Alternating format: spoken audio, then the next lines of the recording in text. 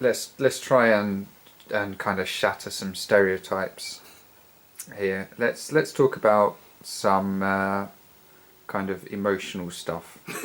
Let's specifically talk about relationships and the ending When you get to of a point with another person and the relationship is over, we're talking about the relationship is done, it's finished, you know. No salvaging. That's it. It's a point of no return. That is, well, it is very painful. I find that you think to yourself, right, so I've invested X amount of the last weeks, months, years with you, and it's the latter two really, the months and years. When you spend an extensive amount of time, you know, investing in building a relationship with someone, and you know, they get in your head, you get. Then you find yourself in a place where this thing that you've created, you know, you're trying to, it is beyond repair. Yeah, that's very painful. You come out of it thinking, what was the point of that? What have I learned? What have I gained here apart from wasted time, wasted energy, wasted effort, and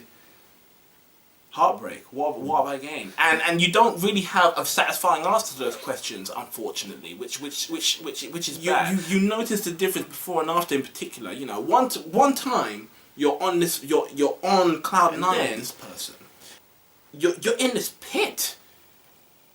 And what also, the other thing as well is if you know this other person has moved on and you haven't moved on as quickly as you'd like, or you haven't moved on at all quite yet, that stings quite a lot. One thing I have learned is being in love with someone simply isn't enough these days, unfortunately. It's not.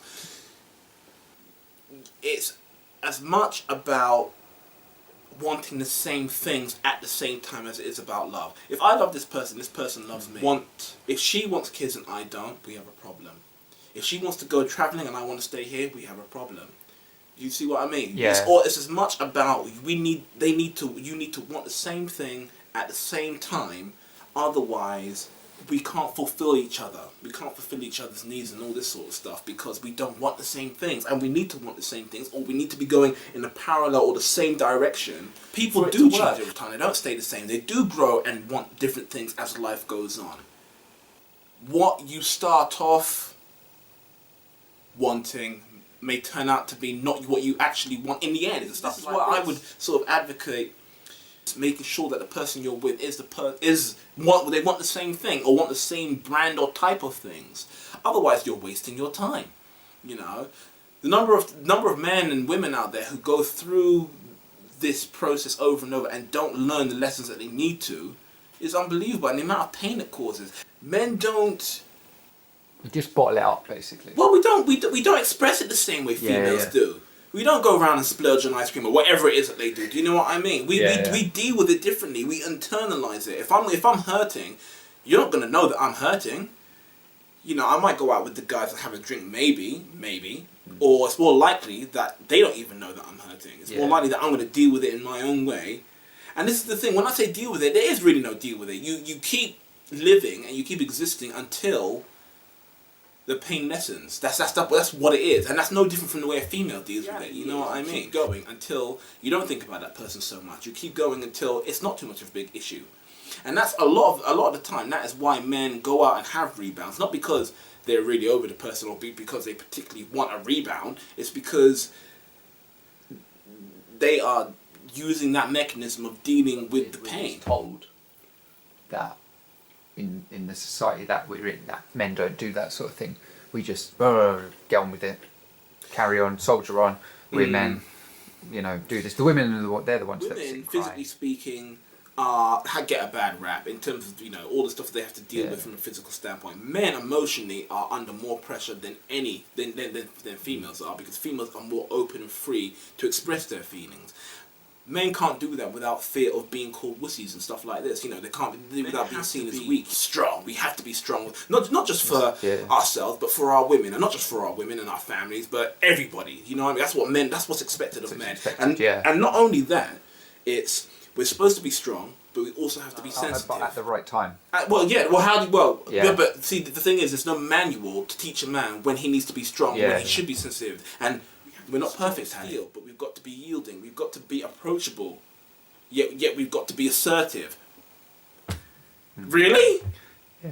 You know, it's not easy. But by the same token, I could easily go and say, right, on the other side, when it comes to women are supposed to be nurturing, but they're also supposed to be supportive without stepping on the toes of men. You know. And at the end of a relationship, it comes to that point where you do ask that question. You go, oh, right. So what did I do, or what didn't I do? Yeah. Sometimes the answer is nothing. You didn't do anything wrong. You didn't do. You did do everything right. But what I'm saying, dude, is that sometimes that's not enough. Sometimes you can put your all into a relationship, and it still isn't enough. I've been in relationships where, or people have been in relationships with me where they've they put their all in and they lose themselves in the process, and they end up resenting you for it. They're not happy. And you're not happy because I did this for you. It's not. I did that for you. But that's not good enough. No, you need to find someone who will take you as you are. Take me, for example. Loud, rambunctious, cantankerous, love going at you like that. Shoving my opinions down your throat. I need a woman who can tackle that. I need a woman who can handle that. If you've got a woman who says she can handle that and can't really, she's no good to you.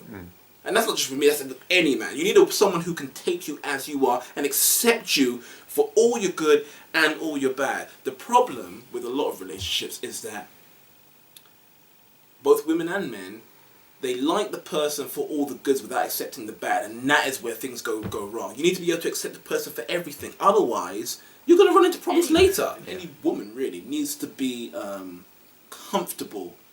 Find a partner who they are honestly comfortable with, who they can be themselves with, and not have to mince their words and not have to pretend. Because when you have to pretend, you're treading on eggshells all the time, and it ain't fun.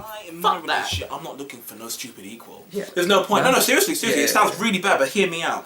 I don't want an equal. I'm so opinionated. I don't need an equal. I need someone who's going to follow my lead. I need a woman who's going to follow my lead. Okay. I would support my woman, take care of my woman. I expect my woman to fall in line. If I need to consult my woman on something, I'm going to consult her. I'm going to give her that dignity. But what I'm trying to say is, I don't need an equal. If I'm 50% in charge and the woman's 50% in charge, and I say I want to go left and she said she wants to go right, where are we going to go? Nowhere. That's no good to me. Someone has to take the control in certain scenarios. Not in every scenario, but in certain scenarios, and say, we're going to go this way. Why? Because that is what the man does. And it doesn't matter what any of the people who might see these videos say, that is what women want.